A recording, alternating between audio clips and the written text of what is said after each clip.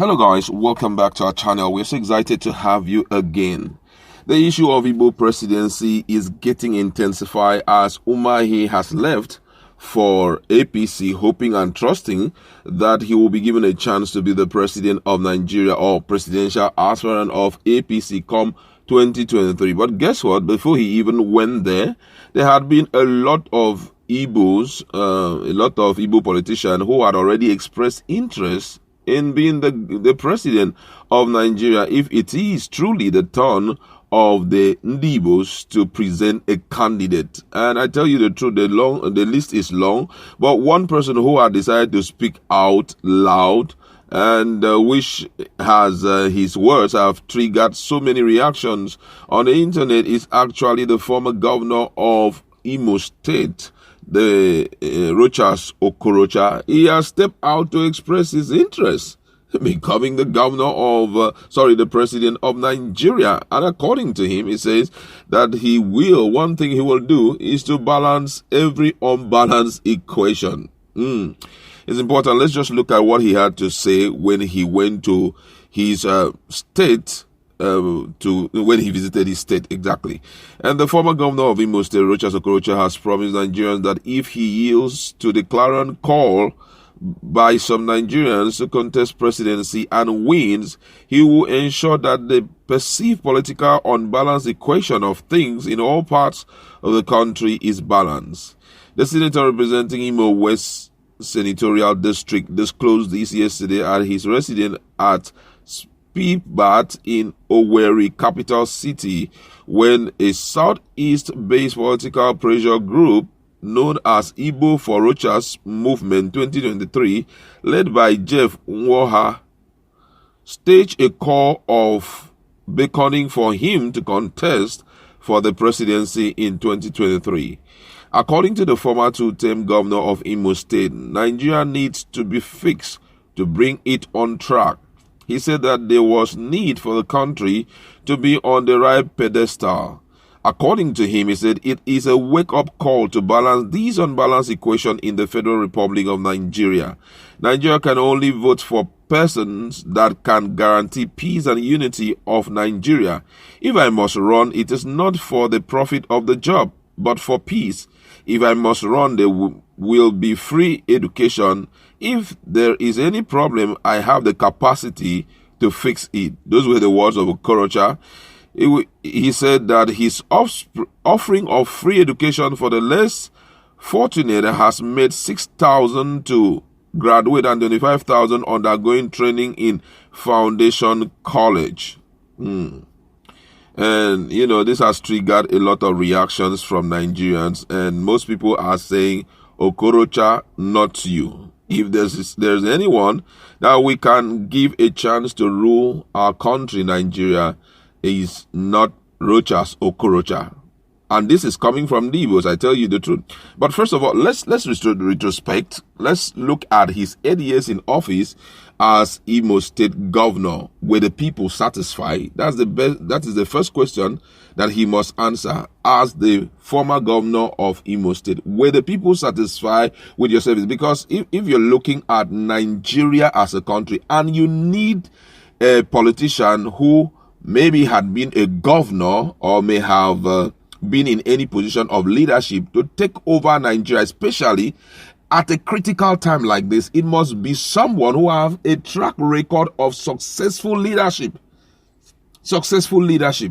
And Rochas Okorocha, with all due respect, the people of Imo State were not happy when he was there, especially during the period that he was about leaving. Some of the things that are going on in the state currently, we hear of demolishing structures and all of that. Some persons are saying that those structures were not done well. I could still remember when Emeka Ihedioha came on board, one of the things he was chasing after him for was to recover some of those things which he made private for himself, which he used government money to build. For example, I could still remember a particular building like that Emeka Ihedioha has sent some people to go and recover because, according to them, he used the fund of Imo State to build a house for his girlfriend. use Igbo state money to build a house for his girlfriend. I'm not trying to badmouth him. There are things that maybe he has done well. But if you also look at some of the appointments that were given, and not just appointment alone, look at some of what we may consider to be a project, which we feel every project should be developmental. We could still remember that he was building images of solids of people that had not contributed to Nigerians' growth. And according to him, he said he was trying to preserve the history of Africa. You understand?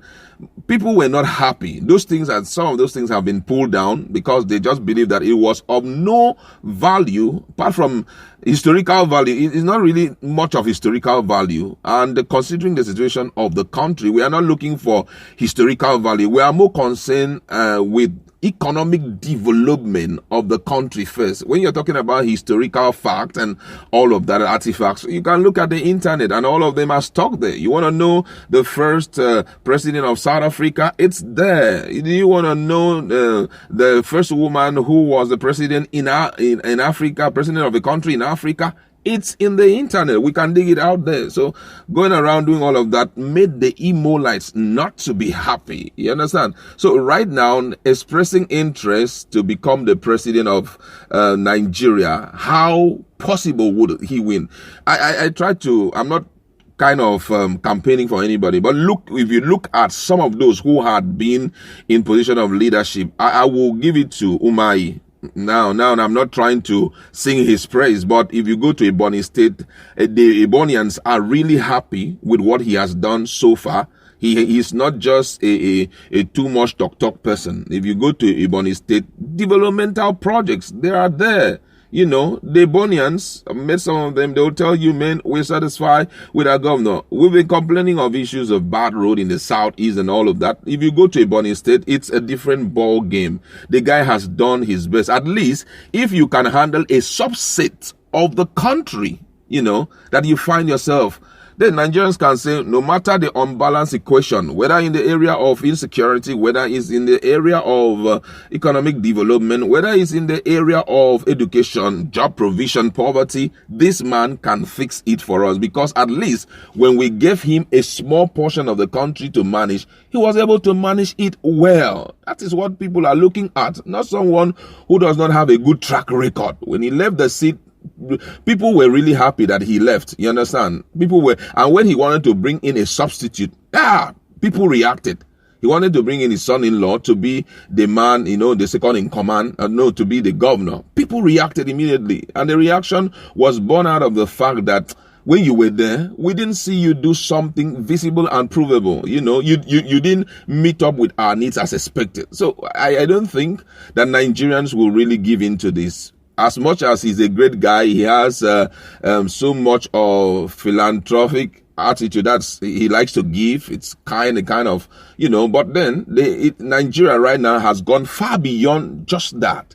Nigerians are in need of a leader who will understand the people, who will not pressure the people, who will not trample on the right of the people. We are looking for a leader who will not, you know, say, nobody should castigate me. I have seen a long list of such people in Nigeria. That's why whoever that must be selected to be the president of Nigeria must be leader enough to accept that he is a chief servant to everyone, or considering the tenets of democracy. I'm a chief leader, I'm a chief servant. Whatever you guys feel you are uncomfortable with, tell me. And in event of him not performing superbly as expected, he should tender his resignation and walk away. Because in Nigeria, that is one thing you will never see.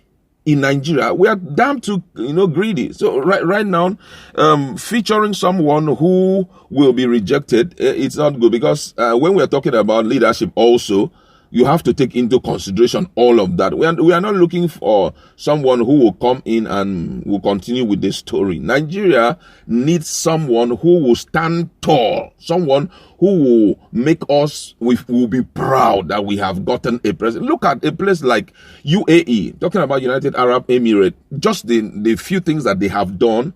Just fairly recently, they gave a particular visa liberty to some persons whom they know that their presence in their country will bring a turnaround. PhD holder, people who are good in health care and all of that. They want such people to come in because possibly there may have been a loophole there. So that with those few hands, we are giving you liberty in our country. Help us fix the health system of our country. I mean, that's how people should reason. Not somebody saying, I give liberty to any African to come in. Fulani headsmen are busy trooping into the country and you are satisfied when you know as they're coming in, they're going to cause more chaos.